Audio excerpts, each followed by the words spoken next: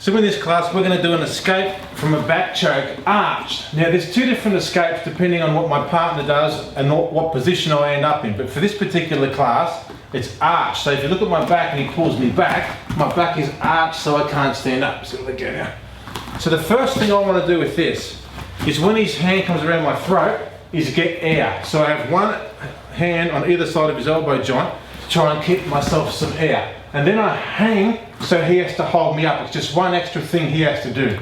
Now from there, what I would do, we haven't really got the space for this, but what I would do is I would start walking back. So if we go this way a little bit, as I hang, I then walk back a couple of steps. So it's something extra he's got to do. He's got to step, hold me up, and he's got to walk back.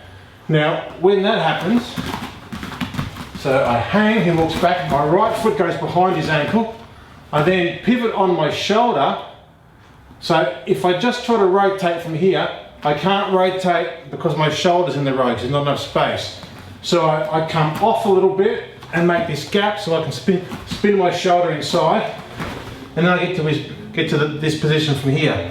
Then I want to make sure I keep my hand gripped, but I make sure that if you look at our feet, I can have a triangle a little bit in this direction, but I don't want to be back this way at all. I want to be straight on the same board if we're standing on a lump of wood, on the same board or a little bit forward, because anywhere back here, and if it goes wrong, he can fall on my knee and wreck my knee. So it's very important to be on the same line or a little bit forward of the triangle.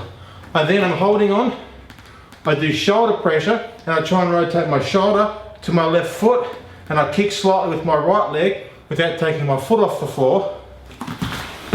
And he falls down to here.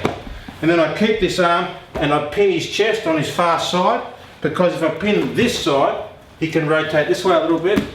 If I pin the far side, it controls his far shoulder a little bit more, and I'm a little bit safer for a second. So we do it again. So the first thing is air.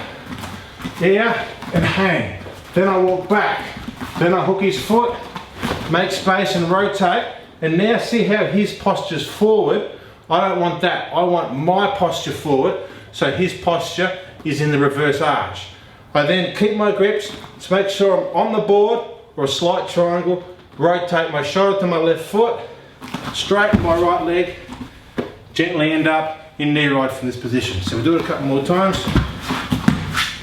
So air, walk, adjust, pin, rotate, end up in knee ride. Once more.